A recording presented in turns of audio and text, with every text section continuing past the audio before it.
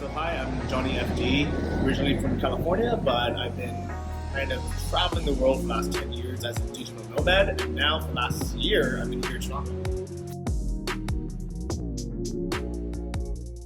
So, what exactly is a digital nomad? It is a person that is making money online, and by doing that, it means you can have your workplace anywhere in the world.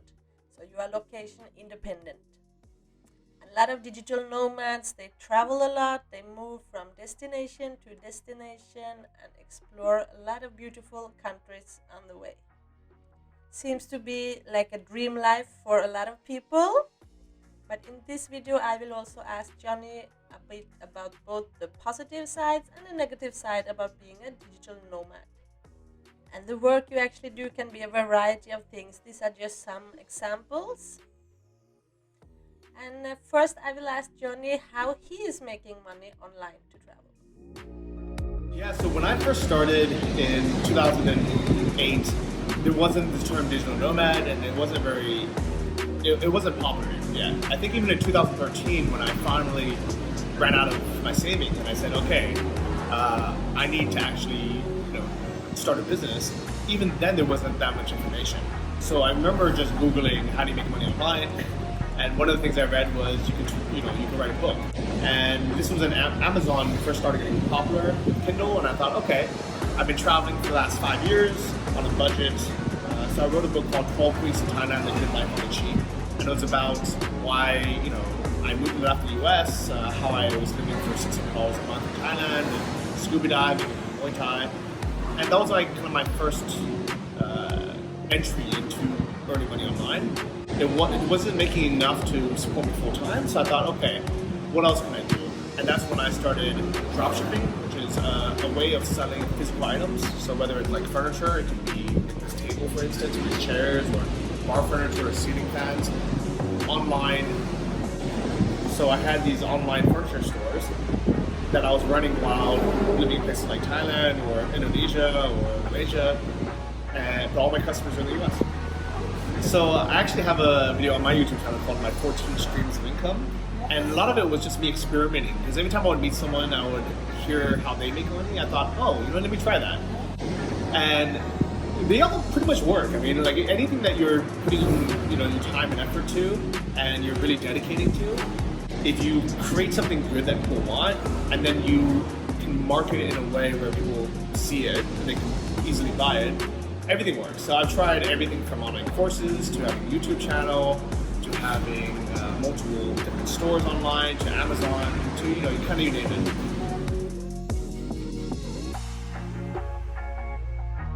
it. So the good parts are very obvious. I'm sitting here in beautiful Sri Lanka during the winter while everyone else is cold back home.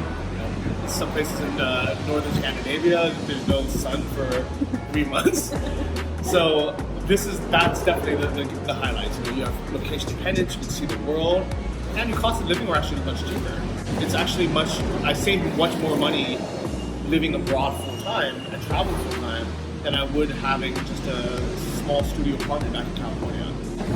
The negative sides of being a digital nomad is instability, I would say that, where you never know where you're going to find Wi-Fi or your coffee or like something stable. You're making visa runs, things like that. For me, I would say the biggest downsides in general, not just here in Sri Lanka, is getting into a productive routine. Especially if you're moving around very often, you spend the first month kind of setting everything up, trying to figure out where everything is, how everything works. And then you might spend the next month, sightseeing and doing things. So when you actually get to work. So the benefits of Sri Lanka, for me, is it's a beautiful country, lots of diversity. So within one island, you can see the whole island in a week or two if you travel fast. Or if you travel slow like me, you can spend a whole year still not seeing the whole place. And you can go from beautiful beaches to tea fields to even very cold climate areas like Australia, where it feels like we're in the UK. And something that most tourists that come for 1 or 2 weeks avoid a place like this Colombo, because for them it's just a big city.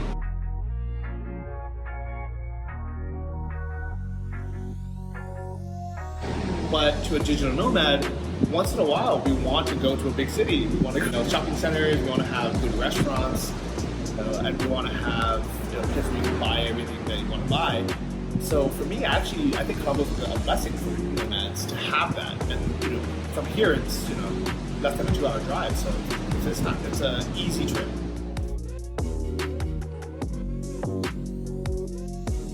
The main difficulties in Sri Lanka for digital nomads, at least as of the start of 2021, there is no such thing as unlimited Wi-Fi from home or businesses, even hotels. It's crazy. Like, it boggles my mind. Is most people don't understand that there is no unlimited Wi-Fi. Like, people are like, no, I've seen the ad. Like, no, read the terms. It's like unlimited up until 50 megabytes or something really small. So it's completely useless. To be fair, the mobile data is decent and it's cheap. It's fast, it's decent. So what I've started doing is, after months of complaining, I decided to give in. I said, you know what, I'm not even going to try to use Wi-Fi when I'm on my laptop anymore. When I put my laptop, automatically I'm tethered to my phone. I would say that was a big downside, is the Wi-Fi. But with this new mindset I've had zero issues. Even uploading big YouTube videos. There's not very few coffee shops that are designed for digital nomads and stuff for a long time. There's a lot of cafes and restaurants with beautiful views, and they welcome you to come, but you're not going to be there for more than 2 hours, 3 hours.